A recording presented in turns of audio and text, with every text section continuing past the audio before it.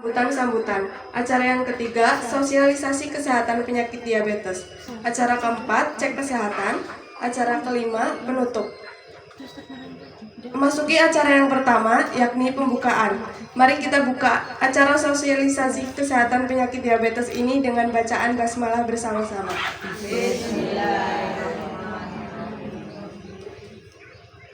Acara yang kedua yaitu sambutan. Sambutan yang pertama akan disampaikan oleh Bapak Ngadimi Nur Hidayat selaku Ketua RT 4 RW 1.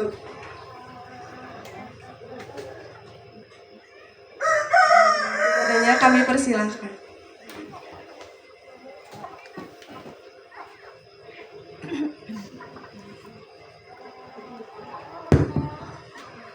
Terima kasih. Bismillahirrahmanirrahim. Assalamualaikum warahmatullahi wabarakatuh. Alhamdulillahirabbil alamin. Wabihi nasta'inu ala umuri dunya waddin. Wassalatu wassalamu ala asrofil anbiya'i wal mursalin wa ala alihi wa sahbihi ajma'in. Amma ba'd. Yang kami hormati dan kami banggakan ya mahasiswi dari UMP Universitas Muhammadiyah Purwokerto semester 5 ya, yang dalam hari ini sudah hadir ya, standby dari awal pagi tadi ya untuk melaksanakan program studi untuk laboratorium medis ya. Yang kami hormati juga dari ibu-ibu PKK, dari kepengurusan PKK Guyub Rukun RT 4 RW 1 dan semua saja yang hadir di sini. Tidak saya sebut satu persatu, yang mudah-mudahan selalu dimuliakan dan dirahmati oleh Allah Subhanahu wa taala. Puji syukur kepada Allah Subhanahu wa taala bahwasanya pada kesempatan pagi yang indah dan cerah ini, tentunya dengan begitu banyak limpahan nikmat karunia dan hidayahnya dari Allah Subhanahu wa taala, kita bisa dipertemukan ya di tempat ini dalam keadaan sehat walafiat ya.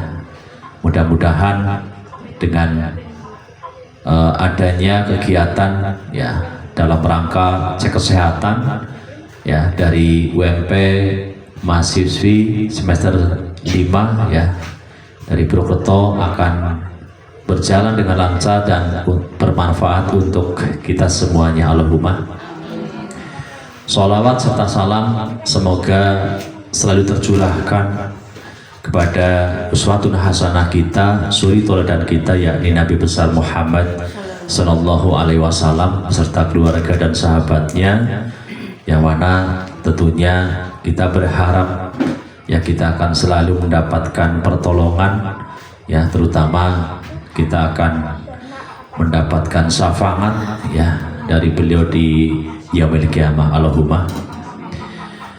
Bapak, untuk kehadiran ya ibu-ibu semuanya ya, kami selaku Ketua RT 4 RW 1 juga yang selaku yang ketempatan sekaligus juga tuan rumah, yang pertama mengucapkan selamat datang kepada mahasiswi UMP ya dalam hari ini yang akan melaksanakan kegiatan ya kesehatan untuk cek ya, terutama untuk diabetes dan yang lainnya, tensi ya. Saya sangat mengapresiasi sekali dengan kegiatan dari mahasiswi UMP Muhammadiyah Purwokerto. Mudah-mudahan ini adalah salah satu kegiatan yang tentunya akan bernilai ibadah, yang akan mendapatkan pahala dari Allah Subhanahu wa taala. Allahumma. Dan yang selanjutnya juga saya selaku yang ketempatan tidak lupa juga untuk semuanya saja ya mengucapkan selamat datang Sugeng Rawuh. Dan apabila untuk saya beserta keluarga dalam menyiapkan Upurampe ya, tempat dan lainnya dalam memfasilitasi kegiatan pada pagi hari ini, banyak kekurangan atau mungkin banyak hal yang mungkin kurang berkenan, kami atas nama dari keluarga mengucapkan permohonan maaf yang sebesar-besarnya pada ibu-ibu sekalian, dan selanjutnya tidak mengucapkan banyak terima kasih yang tiada tara tentunya kepada UMP ya, dari mahasiswi dalam hal ini untuk program studi laboratorium ya medis, yang tentunya nanti akan mengecek ya kesehatan daripada ibu-ibu sekalian ya, karena untuk kesehatan adalah salah satu hal yang penting di dalam kehidupan ini, karena ada pepatah mengatakan bahwasanya mens sana in corpore sano ya, di dalam tubuh yang sehat terdapat jiwa yang kuat ya. Dan untuk selanjutnya juga ya, ini ibu-ibu yang sudah memenuhi undangan ya, mungkin dari tim mahasiswi UMP Purwokerto, saya sangat mengapresiasi sekali ya. Di sela-sela mungkin hari libur, happy weekend ya, biasanya jam segini masih rebahan atau mungkin masih masak atau mungkin masih bergelut dengan kegiatan di rumah tangga panjenengan ya, kewajiban yang memang rutinitas ya setiap hari, apalagi di hari Minggu tentunya banyak kegiatan-kegiatan yang memang dilaksanakan oleh ibu-ibu rumah tangga. Tetapi ya alhamdulillah ibu-ibu rumah tangga ini untuk panjenengan sekalian bisa membagi waktu ya, bisa menghadiri yang tentunya untuk mensukseskan ya kegiatan mahasiswi UMP Muhammadiyah Purwokerto ya, dalam ini untuk program studi laboratorium medis ya.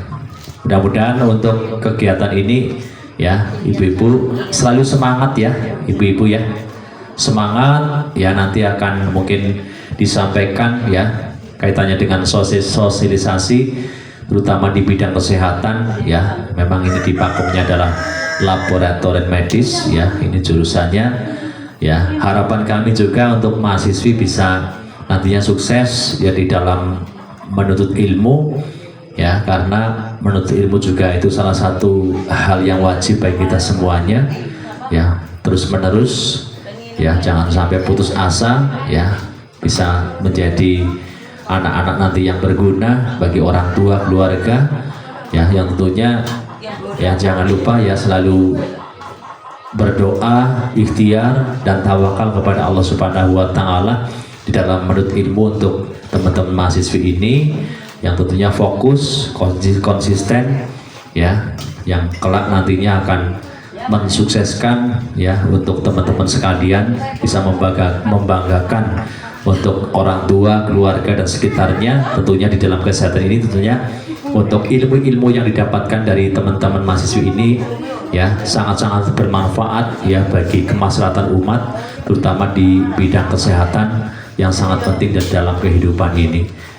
Kiranya demikian yang dapat saya sampaikan ya pada acara kegiatan di hari Minggu ini ya.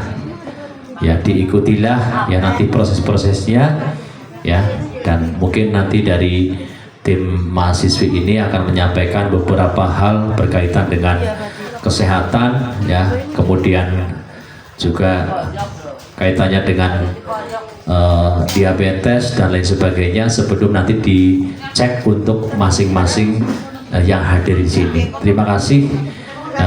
Mohon maaf bila ada kata yang kurang tertata dan tutur yang kurang teratur, mohon untuk dimaafkan. Dan kata wabillahi taufiq wal hidayah wal inayah. Assalamualaikum warahmatullahi wabarakatuh.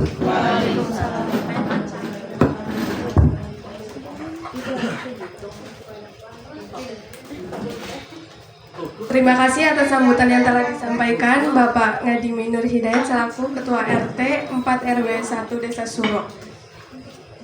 Acara yang kedua, sambutan yang kedua yaitu perwakilan dari mahasiswi Teknologi Laboratorium Medik yaitu Ana Nevia, kami persilahkan.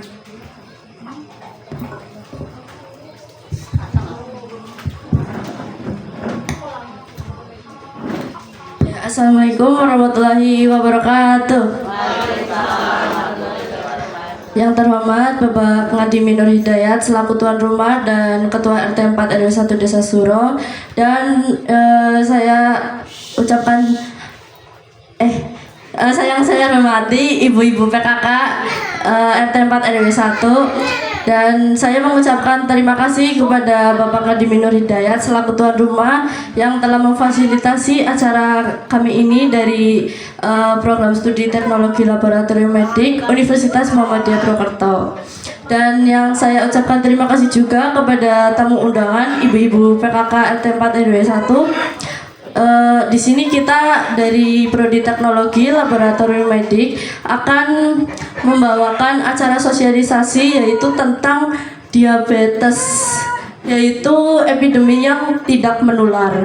Nanti akan disampaikan oleh Mbak Nova dan Mbak Ola. Nah, setelah itu setelah dijelaskan, nanti kita ada pengecekan kesehatan yaitu tentang asam urat, tensi sama gula darah. Nanti pengecekannya itu setelah dijelaskan oleh Mbak Ola dan Mbak Nova. Nanti dijelaskan diabetesnya itu tentang penyebab, gejala, dan cara mengatasinya itu bagaimana. Baik, mungkin itu saja yang dapat saya sampaikan. Kurang lebihnya mohon maaf. Wabillahi taufiq wal hidayah. Wassalamualaikum warahmatullahi wabarakatuh.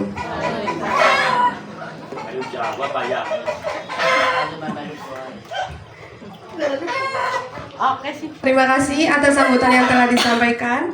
Acara yang ketiga yaitu acara inti sosialisasi kesehatan penyakit diabetes yang akan disampaikan oleh Nova Khairunisa dan Sekar Harum Rola Destiani.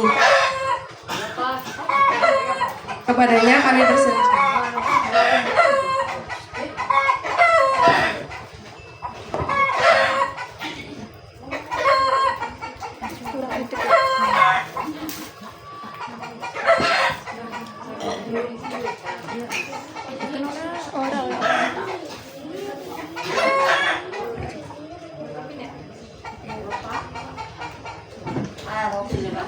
Assalamualaikum warahmatullahi wabarakatuh. Selamat pagi ibu-ibu PKK RT 4 RW 1 Desa Suro. Apa kabar? Hari ini sehat? Alhamdulillah. Jadi ibu-ibu, di sini kami dari program studi jurusan Teknologi Laboratorium Medik Fakultas Ilmu Kesehatan Universitas Muhammadiyah Purwokerto.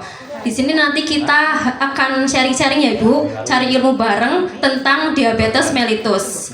Nah, nanti yang sudah tadi Via sampaikan, setelah ini juga akan ada cek kesehatan. Nanti ibu-ibu bisa cek gula darah, tensi, sama asam urat.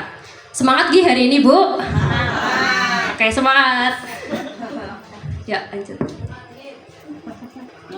Nah, sebelum masuk ke materi, kita izin perkenalan dulu Gi. Mulai dari saya, nama saya Sekar, saya berasal dari Kecamatan Baturaden. Terus selanjutnya ada Saya Nova Khairunisa dari Cilongok. Nanti saya dan Mbak Nova yang akan menjelaskan materi tentang diabetes. Kemudian, nah ini pasti ibu-ibu sudah sangat familiar ya Bu. Ada Mbak Via dari Desa Suro. Kemudian di sebelah sini ada Mbak Epi dari Kebumen. Ini anaknya gitu Ibu yang dokumentasi. Ini Mbak Epi dari Kebumen. Terus selanjutnya ada Mbak Nabila. Ini Mbak Nabila dari Wangon. Kemudian di situ ada Mbak Asila dari Tegal. Nanti mbak-mbak itu semua yang membantu Ibu untuk cek kesehatan, Oke, udah ya Bu. Perkenalannya singkat saja, Nanti kalau ada yang mau sharing-sharing, tanya-tanya, kenalan lebih lanjut bisa setelah materi ini. Nanti sambil cek kesehatan, sambil kita ngobrol-ngobrol, begitu Bu. Kita langsung masuk ke materinya saja. Nah, ibu-ibu pasti sudah sangat sering mendengar istilah diabetes, betul? Diabetes atau yang mungkin ibu-ibu lebih familiar dengan kencing manis. Nah, kencing manis sama diabetes itu sama, cuma penyebutannya aja yang berbeda. Tapi apa sih itu diabetes? Jadi, diabetes itu adalah kondisi ketika tubuh tidak bisa menghasilkan insulin atau bisa menghasilkan, tapi tidak bisa memanfaatkannya dengan baik. Nah, insulin itu apa? insulin itu adalah sebuah hormon yang diproduksi oleh organ yang namanya pankreas. Pankreas itu letaknya ada di belakang perut. Nah, insulin itu tugas utamanya untuk mengatur gula darah. Jadi normalnya gini, makanan yang ibu makan setiap hari seperti semangka, roti, kacang, nasi, mie dan lain-lain itu ketika masuk di dalam tubuh akan diubah menjadi glukosa atau gula di dalam darah. Nah, glukosa atau gula di dalam darah ini tidak boleh terus-menerus ada di dalam darah, tapi harus langsung masuk ke sel-sel tubuh. Nah, ketika dia ada di sel-sel tubuh itu akan diubah menjadi energi yang akan dibantu oleh si hormon insulin itu tadi. Terus apa yang terjadi di penderita diabetes? Jadi kalau orang diabetes itu si gulanya ini tidak bisa masuk ke dalam sel, jadi malah menumpuk di dalam darah. Jadi ibaratnya gini, tubuh kita itu adalah sebuah rumah. Nah, kalau kita mau menyalakan lampu di dalam rumah, kita kan butuh energi yang namanya energi listrik ya Bu. Nah, ibaratnya kalau misal di orang penderita diabetes, ibaratnya listriknya itu ada, tapi saklarnya itu rusak. Jadi sumber energinya itu ada, si gulanya itu ada, tapi insulinnya itu tidak bisa bekerja. Jadi lampunya nggak bisa nyala, energinya jadi tidak ada. Seperti itu ibaratnya. Jadi gulanya itu menumpuk di dalam darah. Maka dari itu biasanya orang diabetes kan gula darahnya itu tinggi ya Bu, nggak lebih dari normal. Nah, itu istilahnya adalah hiperglikemia atau gula darah yang tinggi di dalam darah. Nah, bahayanya apa? Kalau gula darah itu tinggi terus-menerus, nanti lama-lama organ di dalam tubuh itu akan rusak, seperti mata jadi rabun, terus ginjalnya jadi lemah, syaraf-syarafnya jadi rusak, terus pembuluh darah juga bisa terganggu. Maka dari itu biasanya tuh diabetes sering disebut juga sebagai silent killer atau pembunuh diam-diam atau diam-diam berbahaya gitu, karena emang awalnya tuh nggak kerasa Bu, tapi di dalam tubuh tuh ternyata pelan-pelan udah dirusak seperti itu. Selanjutnya, nah gimana sih caranya tahu kalau tubuh kita itu ada tanda-tanda diabetes? Jadi gejala yang sering disebut itu sebenarnya ada 3P. 3P itu yang pertama ada polidipsia, terus ada polifagia dan poliuria.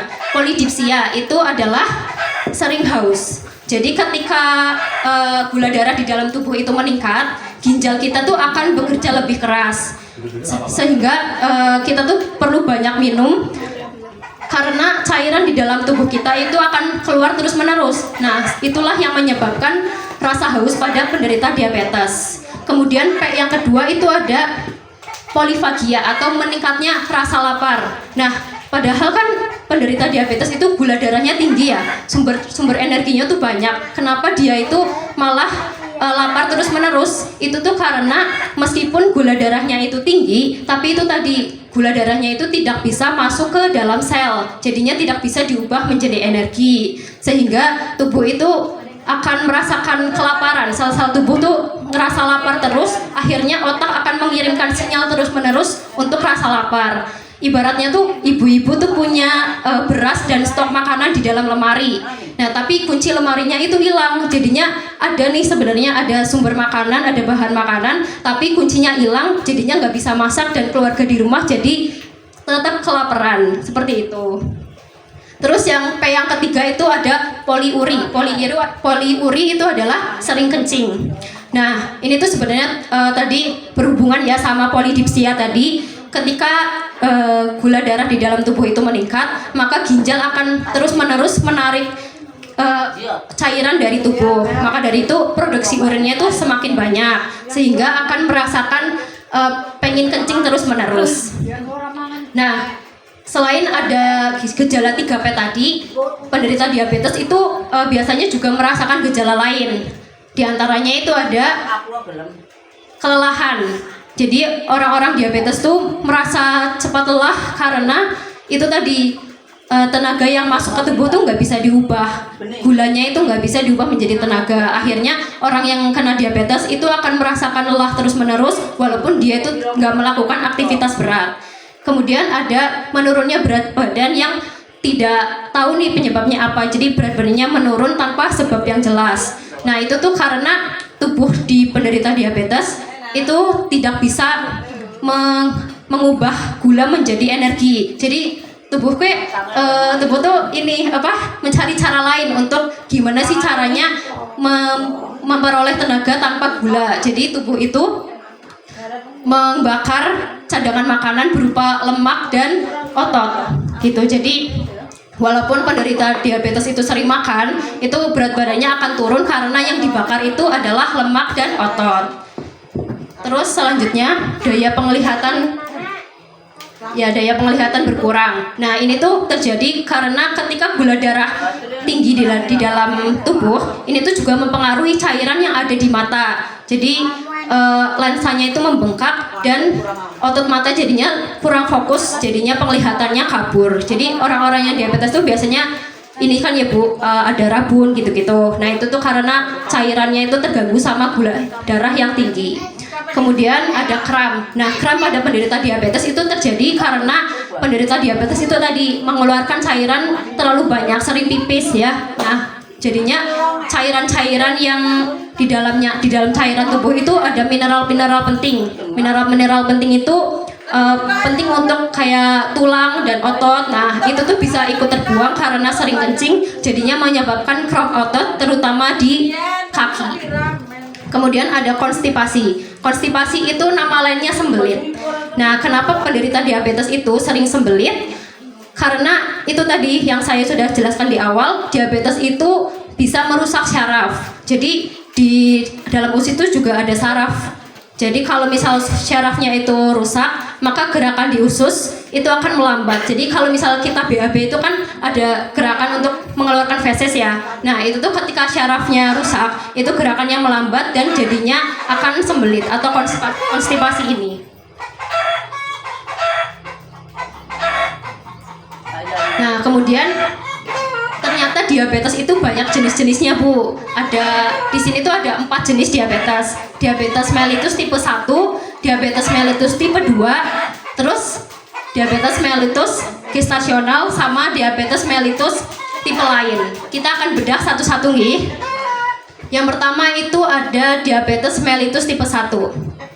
Jadi diabetes mellitus tipe 1 ini penderitanya itu insulinnya tidak bisa memproduksi pankreasnya itu tidak bisa memproduksi insulin sama sekali. Jadi sama sekali tidak bisa memproduksi insulin. Tadi kan insulin tugasnya untuk mengatur gula darah nih. Nah, tapi kalau di penderita diabetes tipe 1 ini sama sekali nggak diproduksi. Nah, kenapa bisa kayak gitu? Sebenarnya ini tuh penyebabnya masih belum jelas ya Bu, tapi biasanya penderita diabetes tipe 1 ini kena autoimun. Autoimun tuh ketika sistem kekebalan tubuh tuh menyerang tubuh sendiri. Jadi ada sel yang namanya sel beta pankreas. Nah, itu tuh sel kekebalan tubuhnya ngiranya dia itu benda asing kayak virus, bakteri gitu. Harusnya kan dia nyerangnya benda-benda asing kayak virus, bakteri, tapi malah yang diserang itu tubuhnya sendiri. Sel beta pankreasnya itu yang tugasnya untuk memproduksi insulin. Jadinya insulinnya sama sekali tidak bisa diproduksi. Nah, umumnya penderita diabetes mellitus tipe 1 ini munculnya itu sejak anak-anak atau saat masa remaja gitu. Nah, penderita diabetes mellitus tipe 1 ini harus menyuntik insulin dari luar seumur hidup. Jadi mungkin ibu-ibu pernah lihat di sosial media gitu ya, ada penderita diabetes yang share kehidupannya dia yang setiap hari tuh bawa suntikan insulin. Nah, kalau misal sebelum makan tuh harus disuntik dulu. Nah, itu mereka itu para penderita diabetes mellitus tipe 1. Nah, yang kedua ada diabetes mellitus tipe 2. Kalau diabetes mellitus tipe 2 ini adalah jenis diabetes yang paling umum dengan 90% penderita di atas 40 tahun. Nah, kalau di penderita diabetes mellitus tipe 2 ini produksi insulinnya tuh masih ada, tapi lama-kelamaan tuh sel-sel di dalam tubuh itu tidak bisa mengenali insulin karena ada beberapa faktor risiko. Contohnya itu ada obesitas, terus pola makan yang tidak baik kayak makan makanan manis terus ada minum-minuman bersoda. Nah, itu yang bisa menyebabkan timbulnya diabetes mellitus tipe 1 di usia 40 ke atas. Tapi ibu-ibu, sekarang ini banyak anak muda yang udah kena diabetes mellitus tipe 2 karena itu tadi pola hidupnya tidak baik, makan makanannya manis terus minum-minum bersoda dan tidak mau berolahraga begitu. Jadi mulai sekarang pola hidupnya diperbaiki Ibu biar nggak kena diabetes di usia lanjut nanti. Nah, untuk pengobatan diabetes mellitus tipe 2 ini bisa melalui obat minum atau kalau misal udah lebih parah itu bisa juga ini suntik insulin juga. Tapi yang lebih penting itu tadi diimbangi dengan perubahan pola hidup yang sehat. Selanjutnya ada diabetes gestasional. Ini seperti gambarnya Ibu, orang hamil. Jadi penderita diabetes gestasional itu bisa terjadi ketika wanita itu sedang hamil. Nggak semuanya, tapi bisa terjadi ketika wanita sedang hamil. Nah, kenapa bisa kayak gitu? Jadi ibu-ibu di sini semuanya udah pernah ngerasain hamil kan ya Ibu? Udah. Yeah. Nah, kalau wanita sedang hamil itu tuh hormonnya kan berubah semua ya. Rasanya tuh capek terus bad mood gitu kan gitu. Mungkin ya saya belum pernah. Nah, Gak bisa tidur tengkurap. oh ya itu nggak bisa tidur tengkurap gitu ya. Pokoknya semuanya berubah gitu lah ya karena hamil. Nah, termasuk juga hormon insulinnya itu tadi. Ketika hamil itu hormon insulinnya jadi ikut terganggu. Jadinya itu tadi gulanya nggak bisa masuk ke dalam sel, jadinya menumpuk di darah dan kena diabetes. Kayak gitu mekanismenya. Nah, gimana bahaya atau enggak sih sebenarnya? Sebenarnya tuh diabetes gestasional bisa hilang setelah melahirkan.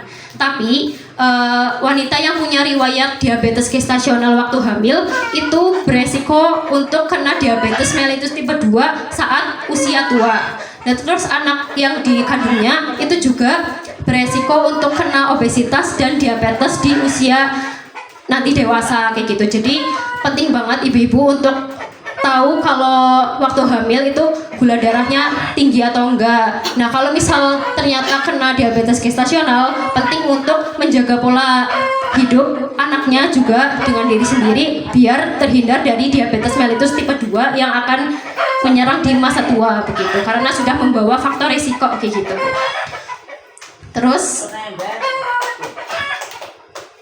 yang terakhir diabetes tipe lain. Nah, diabetes tipe ini tuh karena penyakit lain dan obat-obatan yang dikonsumsi. Jadi ibaratnya diabetes tipe lain itu sebagai dampak dari efek samping gitulah ya Bu, efek samping dari penyakit lain. Contoh penyakitnya tuh penyakit kelenjar hormon gitu ya. Terus juga konsumsi obat-obatan yang jangka panjang kayak obat hipertensi sama obat kolesterol itu bisa menyebabkan diabetes tipe lain. Sebenarnya itu mekanismenya agak rumit ya ibu-ibu, tapi intinya tuh ketika misal ya konsumsi obat hipertensi itu ada yang sasarannya itu untuk mengeluarkan garam atau cairan yang bisa menyebabkan hipertensi itu. Nah, sebenarnya kan tujuannya untuk garam yang hipertensinya itu doang, tapi ketika konsumsi obat tersebut malah bisa membuang garam-garam lain yang harusnya tuh baik buat si insulin, jadinya malah kena diabetes tipe lain itu. Mekanismenya kayak tadi itu karena insulinnya terganggu, akhirnya darahnya menumpuk dan kena diabetes kayak gitu. Nah, ini tuh ibaratnya kayak ibu-ibu tuh punya rumah yang awalnya tuh normal, tapi ternyata ada bencana alam dari luar kayak banjir dan gempa gitu, jadinya rumah yang tadinya normal jadinya malah rusak. Seperti itu. Nah, materi selanjutnya akan dibawakan oleh teman saya ya ibu. Saya sudah pegel berdiri terus gini. Akan disampaikan oleh Mbak Nova. Terima kasih, mohon maaf. Lanjut nih Bu. Selanjutnya itu ada penyebab diabetes. Tapi dari yang Mbak Ola tadi jelasin, ada yang masih bingung nggak Bu? Paham semua nggih? Jadi kalau misal ibu kan nanti ada pengecekan gula darah. Nah, kalau gula darah tinggi itu ini kan ngecek gula darahnya kayak langsung aja ya Bu, tiba-tiba dicek. Nah, itu namanya gula darah sewaktu. Nah, kalau gula darah sewaktu itu maksimal nilainya itu 200. Nanti kan ada angkanya ya, dikasih tahu sama mbak-mbak yang ngecek. Maksimal itu 200. Nah, kalau misal ibu dapatnya 200 gitu, berarti kan tinggi ya Bu termasuknya. Lah, tapi itu belum bisa disebut sebagai diabetes. Karena diabetes itu kalau misal gula darah ibu itu tinggi terus, bukan cuman satu kali satu hari aja, tapi misal kemarin dicek tinggi, hari ini dicek tinggi, besok-besok sampai sebulan ke depan dicek tinggi terus, itu baru bisa disebut diabetes. Tapi kalau ibu nanti dicek tinggi tapi sebelum-sebelumnya nggak pernah, besok-besok juga dicek rendah, itu nggak bisa disebut diabetes gitu ya Bu. Lanjut ke penyebabnya. Yang pertama, diabetes tipe 1 kayak yang tadi Mbak Ola jelasin, itu karena dari dalam tubuh itu udah rusak gitu dari sananya, bukan karena penyebab tertentu. Nah biasanya itu kenapa bisa begitu, karena dari genetik, kayak gambar di sini ya, ada dari keluarga gitu. Biasanya kalau diabetes tipe 1 itu genetiknya itu menyilang. Jadi misal ibu punya bapak yang diabetes, lah kemungkinan itu menurunnya ke ibu. Jadi dari laki-laki, dari ayah menurunnya ke anak perempuan. Lah kalau misal yang terkena itu ibunya, nanti menurunnya menyilang ke anak laki-laki gitu. Kalau untuk diabetes tipe 1. Untuk diabetes tipe 2 sesuai gambarnya ya, ada minum minuman bersoda, makan gorengan. Lah itu bisa menyebabkan diabetes tipe 2. Jadi tipe 2 itu disebabkan karena gaya hidup. Di sini ada contoh makanannya ya. Biasanya makanan yang tinggi gula itu makanan yang bentuknya sudah tidak sesuai bentuk aslinya. Contohnya apa Bu? Ada yang tahu nggak Bu?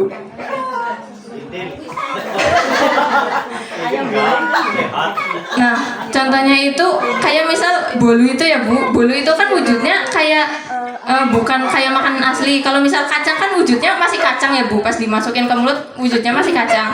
Tapi kalau bolu itu kan kayak udah campuran tepung, campuran gula, campuran telur, itu biasanya gulanya tinggi. Sebenarnya nggak apa-apa banget makan bolu, kayak buat selingan aja, buat cemilan, tapi jangan terlalu banyak, terlalu sering gitu. Terus juga contohnya itu ada martabak manis, tahu semua ya Bu, terang bulan. Lah itu sebenarnya kalau dimakan keseringan, apalagi makannya malam-malam, itu tuh bahaya buat ningkatin gula darah. Karena kalau martabak manis itu kan udah campuran tepung dari gula, toppingnya itu apa Bu? Coklat ya Bu biasanya, sama susu kental manis. Lah itu sebenarnya manis banget, kadar gulanya tinggi. Jadi kalau misal makan martabak manis gitu hati-hati, apalagi kalau makannya malam-malam, kan habis makan biasanya langsung tidur gitu ya Bu. Jadi energinya itu nggak kepake, nanti bisa numpuk gula darah gitu. Terus lanjut, yang ketiga ada diabetes gestasional atau yang karena kehamilan tadi. Biasanya menurun setelah anaknya lahir gitu ya Bu. Terus yang terakhir diabetes tipe lain karena konsumsi obat-obatan atau minum alkohol gitu. Jadi kalau misal sebenarnya obat itu diminum nggak apa-apa karena bisa menyembuhkan penyakit. Tapi kalau misal dosisnya terlalu tinggi atau terlalu sering gitu, kayak misal minum obatnya itu sudah bertahun-tahun, kan ada ya Bu penyakit yang kayak wajib minum obat bertahun-tahun, lah itu kemungkinan bisa menyebabkan diabetes juga. Nah di sini ada contoh gambar ya orang yang sudah terkena diabetes tapi sudah parah gitu. Jadi ini awalnya kaki ya biasa. Nah tapi di sini tuh ada sedikit luka. Biasanya lukanya itu karena tidak disengaja, entah itu kayak kesandung atau ketusuk gitu, nggak sengaja ya Bu. Tapi kalau di orang yang kena diabetes itu lama-lama lukanya bisa melebar. Itu sampai kayak busuk gitu Bu. Busuk dan tulangnya itu bisa kelihatan dari luar. Nah kalau udah seperti ini itu biasanya makannya bener-bener dijaga banget, kayak nggak boleh makan nasi putih gitu, karena nasi putih itu kan walaupun rasanya tawar gitu ya Bu, tapi itu lumayan tinggi gulanya, karena nasi putih itu emang jadi makanan pokok biar berenergi gitu. Tapi buat nasi putih itu harus dibatasi konsumsinya lah, karena belum. Nah itu misal ibu-ibu di sini kan profesinya ibu rumah tangga gitu ya Bu. Ibu rumah tangga itu termasuk profesi bukan Bu? Ya profesi, karena ibu rumah tangga itu kerjanya banyak ya Bu, dari bersih-bersih, masak, semua. Iya kadang mungkin ada yang ya ke sawah juga gitu. Nah itu kan kegiatannya udah berat ya Bu, jadi energi yang dipakai itu lumayan banyak. Jadi kalau saya insya Allah percaya sih ibu-ibu di sini sehat semua gitu, karena kan energinya walaupun makan makanannya kadang manis gitu, tapi energinya kepake semua. Nah kalau misal udah di tahap yang paling sana itu biasanya lukanya itu harus dibersihin sering gitu, kayak misal 1 hari sekali atau beberapa hari sekali. Nah biasanya itu harus mengundang perawat gitu buat membantu membersihkan luka ke rumah. Nah jadi hati-hati banget ibu, kalau kaki itu jangan sampai terluka dan harus dijaga kebersihannya. Jadi kalau misal ada luka itu nggak sampai kemasukan kotoran atau bakteri gitu, karena takutnya kalau misal orang kena diabetes lukanya bisa sampai separah yang di gambar sana gitu. Terus selanjutnya ada pencegahan diabetes. Yang pertama, kelola berat badan dan pola makan. Jaga berat badan ideal, menurunkan berat badan 7% dapat mengurangi risiko diabetes hingga 60%. Yang kedua, memperhatikan kalori. Kebutuhan harian pria itu 2.000 sampai 3.200 kilokalori dan wanita 1.600 sampai 2.400 kilokalori. Terus konsultasi dengan ahli gizi untuk diet yang tepat. Nah, di sini kan ibu-ibu wanita semua ya. Jadi kebutuhan kalorinya itu 1.600 sampai 2.400. Sebenarnya kebutuhan kalori itu nggak harus sesuai sama yang di sini, tergantung aktivitas. Kalau misal ibu aktivitasnya lebih berat, bisa jadi lebih dari yang ada di sini gitu. Nah, kalori itu apa? Kalori itu energi yang ada di makanan. Nah, contoh makanan yang banyak kalorinya itu apa Bu? Ada yang tahu nggak Bu? Nah, makanan yang banyak kalorinya itu nggak selalu makanan yang berat, kayak misal nasi atau daging atau ayam. Justru makanan-makanan yang ringan itu bisa banyak kalorinya. Contohnya itu kayak misal kerupuk, peyek, lah itu kalorinya banyak.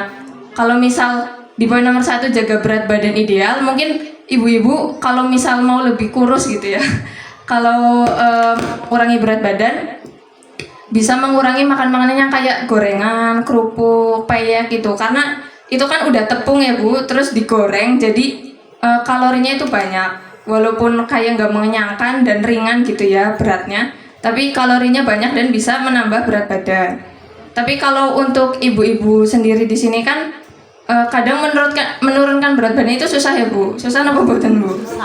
Nah karena sebenarnya nggak apa-apa ya kalau buat ibu-ibu yang sudah menikah atau usianya di atas 30, karena memang metabolisnya itu berbeda sama anak-anak dan remaja, karena biasanya berat badan itu juga dipengaruhi oleh pil KB, itu biasanya bisa menambah berat badan. Jadi sebenarnya untuk poin nomor pertama itu nggak perlu terlalu dikhawatirkan, tapi lebih ke yang poin kedua aja. Kalau misal ibu-ibu aktivitasnya gak begitu berat, makanannya lebih dijaga gitu, jangan makan sampai kenyang banget, karena kan ada istilah berhenti makan sebelum kenyang gitu. Jadi makannya secukupnya aja.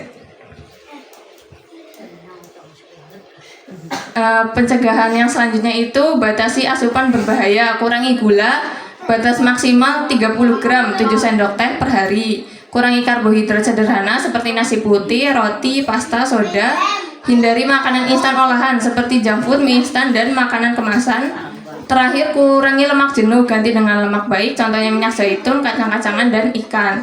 Nah, di sini ada batasan gula maksimal sehari itu 30 gram atau 7 sendok teh per hari. Nah, ibu-ibu di sini biasanya minum teh manis atau tawar? Nah, kalau yang manis itu gulanya lebih diperhatikan, jangan kayak terlalu banyak. Misal 1 sendok makan lah, itu kalau misal ibu-ibu udah nuang 1 sendok makan atau 3 sendok teh, berarti jatah ibu sehari sisanya 4 sendok teh jatah gulanya. Nah, karena jatah gula itu kalau misal kelebihan dimakannya nanti numpuk di darah, jadinya kena diabetes gitu. Nah, kalau ini kan untuk orang dewasa 30 gram sehari. Nah, untuk anak-anak di sini biasanya itu lebih kecil batasan gulanya. Jadi kalau misal mau ngasih minuman ke anak-anak gitu ya, biasanya susu kotak nih Bu. Nah, susu kotak atau minuman yang diseduh itu kayak pop es yang dicekek ini pakai plastik gitu, pakai sedotan lah, itu biasanya gulanya banyak. Jadi harus jangan sering-sering anaknya minum yang begitu, karena di kemasannya itu biasanya ada tulisannya yang bagian informasi nilai gizi itu yang ada kotaknya itu loh Bu, yang ada persen-persenan, itu biasanya gulanya itu ada dicantumin di situ. Biasanya kalau susu kotak itu bisa 10 gram sampai 20 gram. Nah, kalau misal udah minum 20 gram dari susu kotak itu, sisanya sehari tinggal berapa Bu? Tinggal 10 gram. Sedangkan anak-anak itu masih harus makan nasi, makan lauk yang ada gulanya juga. Jadi kalau mau minum minuman manis itu sehari itu jangan lebih dari sekali kalau bisa, karena nanti gula darah buat anak-anak itu juga perlu diperhatikan. Kayak yang tadi Mbak Ola jelasin kan, diabetes tipe 1 ya itu karena genetik, biasanya dari anak-anak itu udah bisa kena diabetes. Nah kalau misal udah dari genetiknya ada, terus makanannya juga nggak dijaga, nanti kemungkinan itu kena diabetesnya lebih cepat. Jadi bukan kayak diabetes tipe 2 tadi kan di atas 40. Nah kalau misal makanannya nggak diperhatikan gitu bisa lebih cepat kenanya. Dari anak-anak sampai umur belasan, SMP, SMA itu udah bisa kena gitu. Terus hindari makanan instan atau olahan seperti junk food. Junk food itu contohnya kayak burger gitu Bu, burger, terus fried chicken yang digoreng-goreng ditepungin gitu Bu. Terus mie instan ini sebenarnya gulanya nggak terlalu banyak, tapi garamnya itu mie instan biasanya satu kemasan itu bisa 70% dari kebutuhan garam sehari. Jadi kalau makan mie instan itu jangan satu kali nyeduh langsung 2 porsi gitu ya Bu. Itu karena nanti kelebihan garam di badannya. Nanti kalau misal di badan kelebihan garam, ginjalnya itu kan ginjal yang organnya di belakang sini loh Bu, yang nempel itu yang di belakang. Lah itu kan menyaring darah sama dari air yang diminum. Lah kalau misal garamnya kebanyakan, ginjalnya nanti kerjanya berat. Nanti itu cuci darah. Ibu-ibu tuh cuci darah nih. Yang ini loh Bu, yang darahnya diambil nanti dimasukin ke mesin, terus diputer gitu, dibersihin gitu istilahnya. Lah itu biasanya dari kebanyakan makan mie instan. Jadi buat yang masih punya anak-anak gitu ya Bu, jangan keseringan makan mie instan. Takutnya ginjalnya itu kerjanya lebih berat, takut kena gagal ginjal gitu Bu. Karena kan banyak beritanya juga dari anak-anak itu ada yang udah kena gagal ginjal dan harus cuci darah. Kayak misal seminggu 3 kali gitu. Itu kan biayanya juga mahal banget gitu. Dan harus bolak-balik ke rumah sakit, jadi sangat merepotkan. Harus diperhatikan lagi makanannya. Terus yang terakhir, kurangi lemak jenuh. Ini sebenarnya mengurangi lemak jenuh gitu, itu kan biasanya ada di minyak goreng gitu ya Bu. Sebenarnya kalau di Indonesia itu kan banyakan makanannya gorengan gitu ya. Jadi lebih susah buat mengurangi lemak jenuh.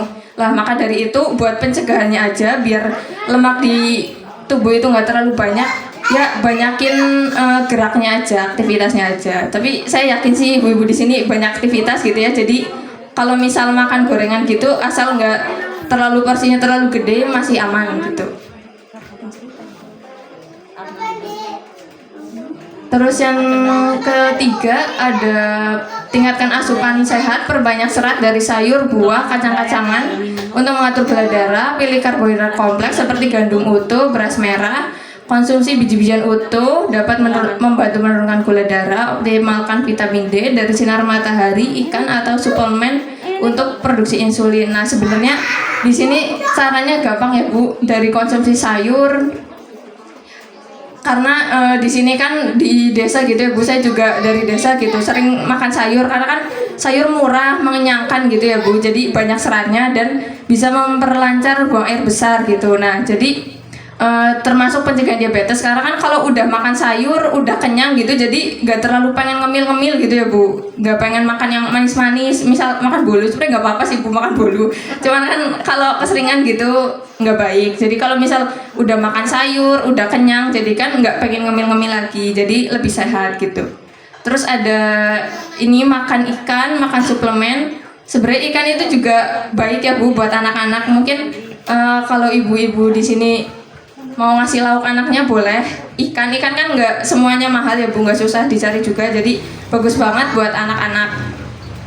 Jadi nanti anak-anaknya nggak terlalu pengen keseringan minta jajan gitu. Misal jajan-jajan yang di bakul-bakul gitu kan kadang kebersihannya kurang terjaga. Kalau misal udah kenyang kan nggak minta jajan gitu anak-anaknya. Lanjut.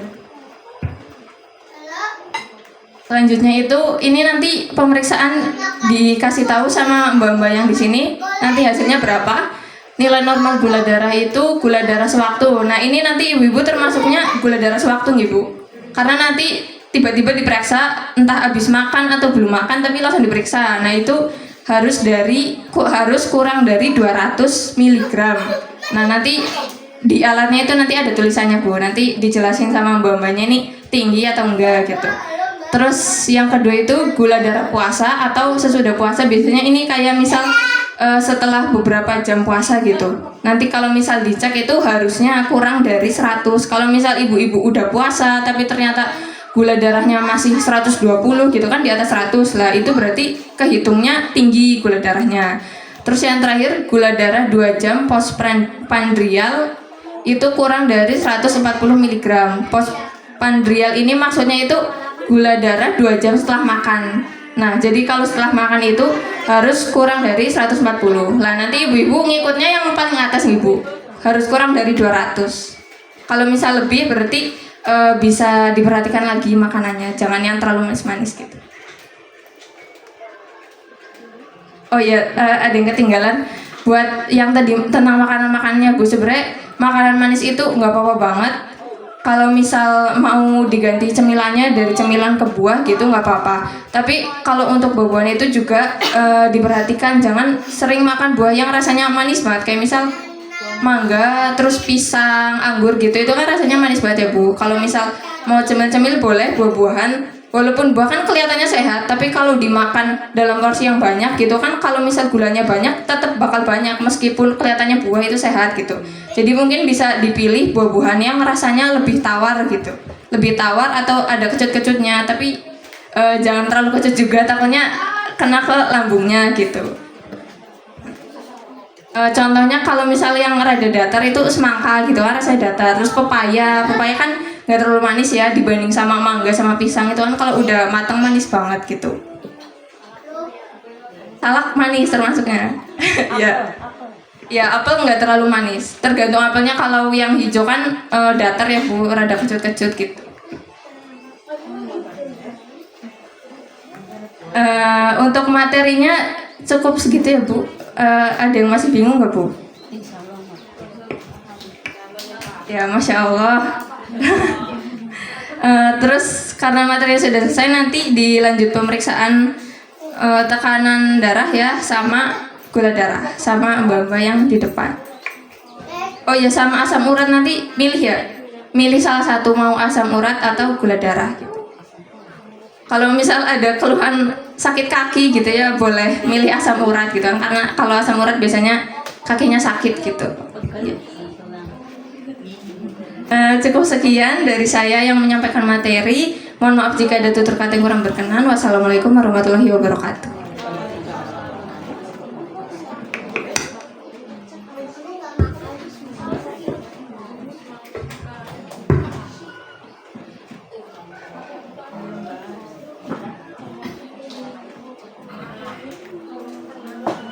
Terima kasih kepada Mbak Nova dan Mbak Ola yang sudah mengisi sosialisasi pada hari ini. Semoga kegiatan sosialisasi pada siang ini bisa bermanfaat untuk kita semua. Amin. Acara yang keempat yaitu cek kesehatan. Marilah kita tutup acara ini dengan bacaan hamdalah bersama-sama. Alhamdulillah. Dengan berakhirnya acara hari ini, saya selaku pembawa acara dan mewakili teman-teman mengucapkan terima kasih kepada Bapak Ngudimin Nur Hidayat selaku Ketua RT yang sudah membantu kami memfasilitasi tempat dengan baik, dan ibu-ibu yang telah menyempatkan hadir pada acara hari ini. Dan apabila banyak kesalahan, kami mohon maaf sebesar-besarnya. Billahi fisabilil haq fastabihul khairat. Wassalamualaikum warahmatullahi wabarakatuh.